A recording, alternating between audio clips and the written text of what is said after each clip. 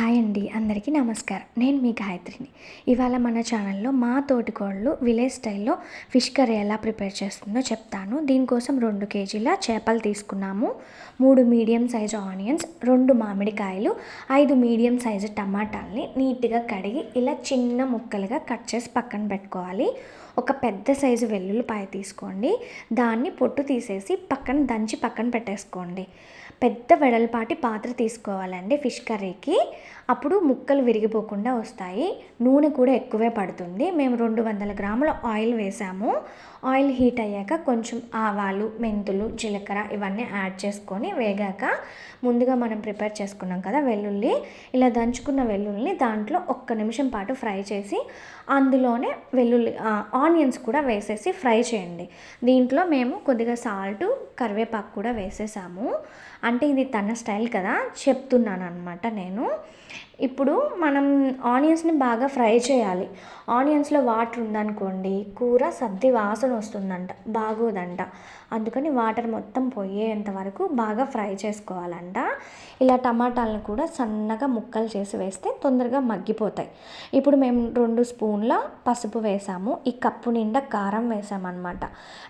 మీకు తగినంత కారం వేసుకోండి. ఫిష్ కర్రీ, నాన్ వెజ్లో దేంట్లో అయినా కొంచెం కారము, ఉప్పు, ఆయిల్ అనేది ఎక్కువే పడుతుంది.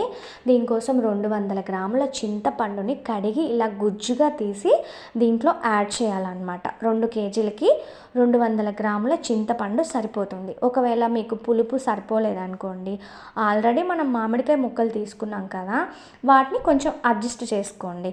ఇప్పుడు వీటిలో మామిడికాయ ముక్కల్ని యాడ్ చేసుకోవాలి. ఇప్పుడే మీరు ఉప్పు, కారం కూడా చెక్ చేసుకోండి. తనైతే ఉప్పు కొద్దిగా సరిపోలేదని మళ్ళీ ఉప్పును వేసిందనమాట. ఫిష్ని ఇలా నీట్గా కడగాలి. ఉప్పు, కొంచెం కల్లుప్పు అంటారు కదా, దొడ్డుప్పు, ఆ దొడ్డుప్పు కొంచెం లెమన్ వేసి బాగా కడిగితే నీచు వాసన రాదు కూర. చూసారు కదా, ఇక్కడ మీరు తను వాటర్ ఎక్కువ యాడ్ చేయలేదు, పులుసు చిక్కగానే ఉంది.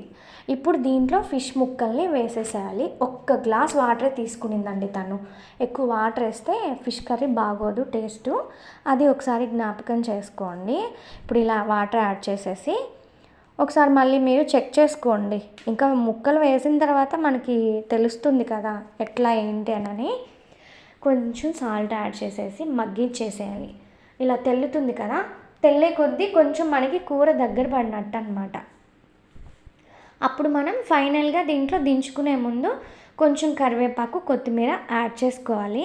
మీరు ఇక్కడ గమనించారో లేదో, మేము ఇక్కడ మెంతుల పొడి, ఆవాలు ఇంకా ఏ పొడి మిక్స్ చేయలేదన్నమాట, యాడ్ చేయలేదు ఇక్కడ. ఎందుకంటే వెల్లుల్లితోనే ఫ్లేవరు, ఆ టేస్ట్ అనేది ఇంక్రీజ్ అవుతుందన్నమాట, డబుల్ అవుతుంది. చూడండి, చూస్తుంటేనే చాలా టెంప్టింగ్గా ఉంది కదా ఫిష్ కర్రీ. వేడి వేడి అన్నంలోకి ఇక ఫిష్ కర్రీ వేసుకొని తింటే చాలా బాగుంటుందండి. ఒకసారి ట్రై చేసి చూడండి. నా ఛానల్ కానీ మీకు వీడియోస్ నచ్చితే ప్లీజ్ నా ఛానల్ని ఒకసారి సబ్స్క్రైబ్ చేయండి, వీడియోని లైక్ చేయండి, షేర్ చేయండి. Bye bye.